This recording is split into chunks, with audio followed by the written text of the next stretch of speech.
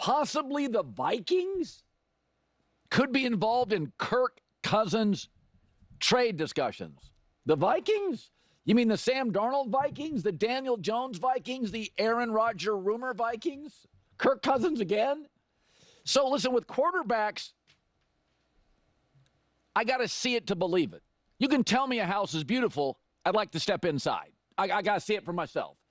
And here's the thing with J.J. McCarthy. I watched Michigan. I watched the last 2 years under Harbaugh and J.J. McCarthy. I saw a great O-line, a great running back, a great defense, a great pass rush, great culture. I didn't see great quarterback play. They didn't ask him to do anything. 5 of his last 7 games at Michigan, he didn't throw a single touchdown pass. His best college game last year, he had one where he passed over 300 yards. Purdue! And when he played I went and looked this morning, the Big Ten championship game against Ohio State in the Natty, he's throwing for about 140 yards. In the biggest games, they asked him to do less.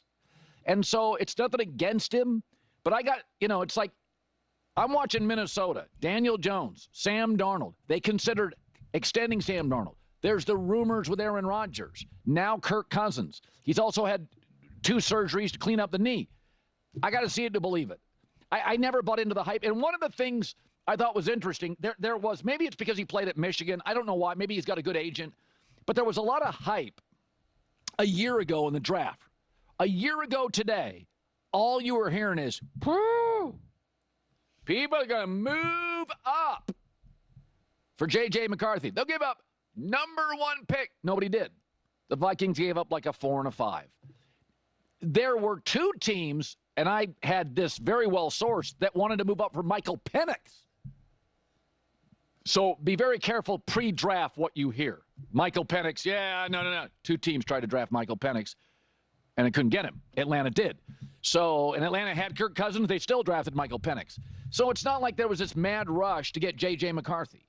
And I'm not saying it's not going to work. It's like Jackson Dart. I watched Jackson Dart. I never said, wow, franchise quarterback NFL. He's talented. When I watched Michigan play, it was a lot of handing the ball off. I mean, when they played Penn State, the coaching staff made a decision, we're not going to throw the ball in the second half, like at all. That's what I saw. And you can try to sell me on Bigfoot. I need video. Okay, so I got to see stuff. There's certain things I got to see stuff. And sometimes. Okay, let's definitely talk about this. Okay. Ooh, I'm excited for this one. Okay. So, listen.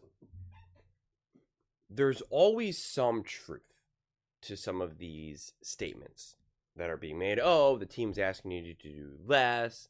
You know, he hasn't thrown a lot. We have to see it in the NFL. Like, that's like it's a valid thing to say. It's a valid point to vocalize. The problem is, we always confuse that when a team asks you not to do something or doesn't need you to do something, then that means you can't do something. And that's the issue that I take. And now, when you look at those games, because he brought up the Penn State game, the Ohio State game, and the national championship game. And I hate myself for even having to go back into college and do this, because I don't like to do this. Once you're in the NFL, it's like, I'm just focused on the NFL. Let's go. Obviously, he got injured. We didn't really get to see him play. And using the preseason game, I know a lot of people want to talk about that preseason game. It also doesn't matter. It was a random preseason game. You know, he could have thrown a 200-yard touchdown. He was the first quarterback in the history of the world to throw somehow a 200-yard touchdown, and it wouldn't matter, right? It just wouldn't. But it is important to understand the context, because, right, we can see this is the game against Penn State now. He threw 8 times, so it's fair to say, wow, he threw 8 times and 60 yards, and I get that. But Penn State, but Michigan was able to rush for 227. Okay, 46 carries. All right, and they were able to absolutely dominate the time of possession, 33-26. That matters. That context matters. Okay, when you're holding their quarterback 10 for 22. 70 yards, 3.2 yards per attempt. Okay? Like, though, that matters. That context matters. Against Ohio State, obviously a closer game. He was 16 for 20, 148 yards. Obviously, still another big game from run support. 39 carries, 156 yards.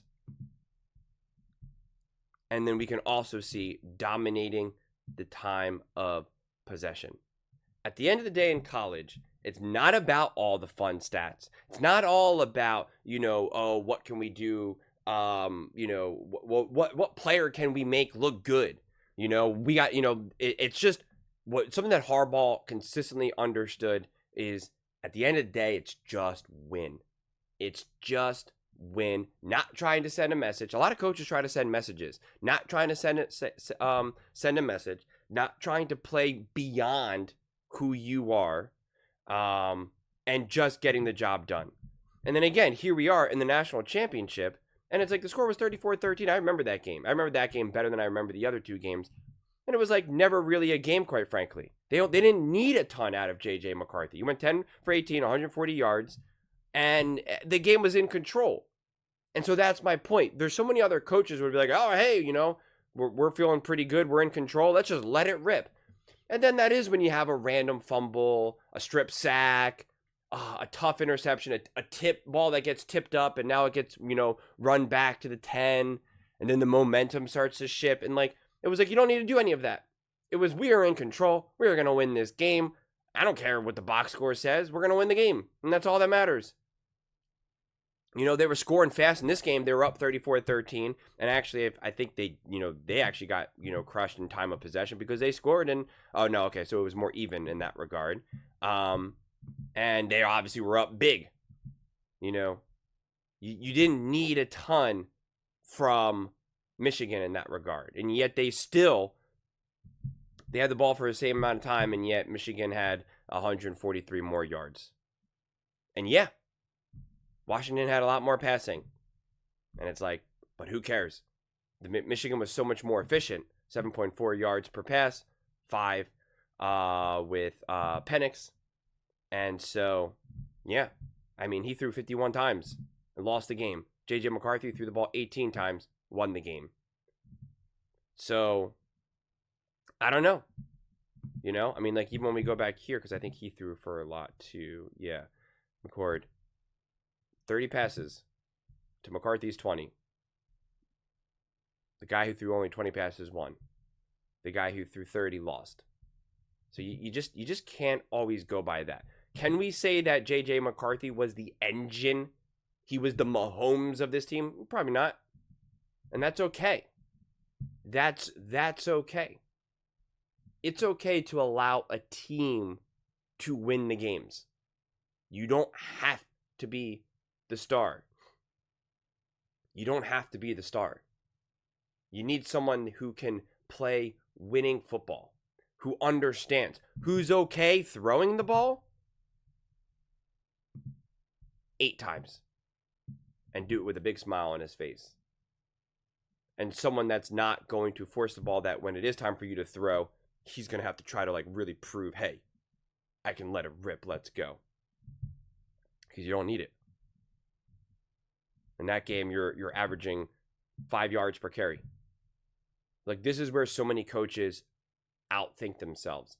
Look at Justin Herbert's stats. How much he was throwing. He was throwing significantly less. And Justin Herbert's amazing. I think Justin Herbert's an elite quarterback. I know people still kind of debate that. I don't, we're not going to have that debate in this video. But Harbaugh's like, no, we're going to ask you to do less. And they immediately went to the playoffs. They doubled their win total from the year before. And if all you saw in those games, you would say, wow, Herbert's really efficient. He only has 4 interceptions or whatever. But they don't really ask him to throw a lot.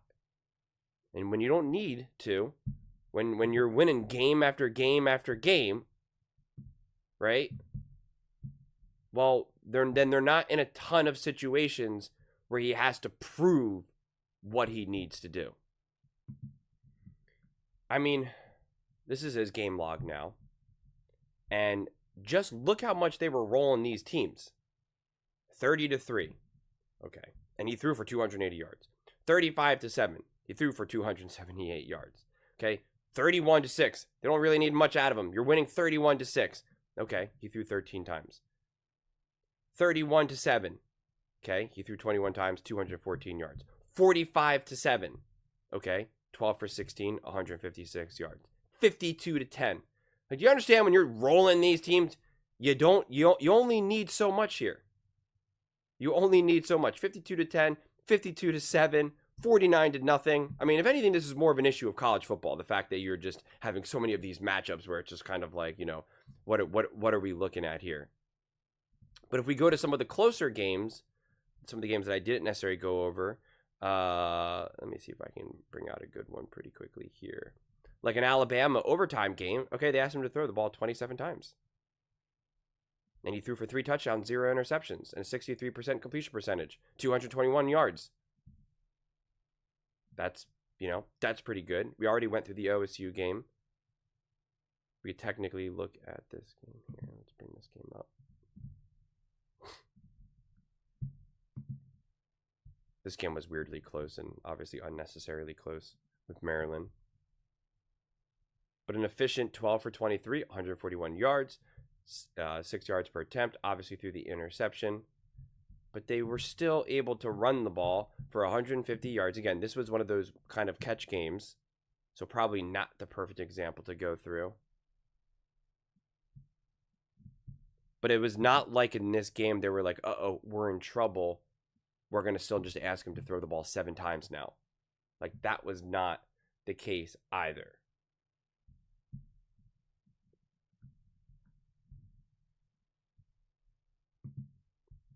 JJ threw for, essentially, let's just call it an even 3,000, right? We can give him the extra 9 yards. Obviously, playing less games than in college. Obviously, there was enough blowouts where he was asked to do less, understandably so. So let's just put him in the 3,000 range.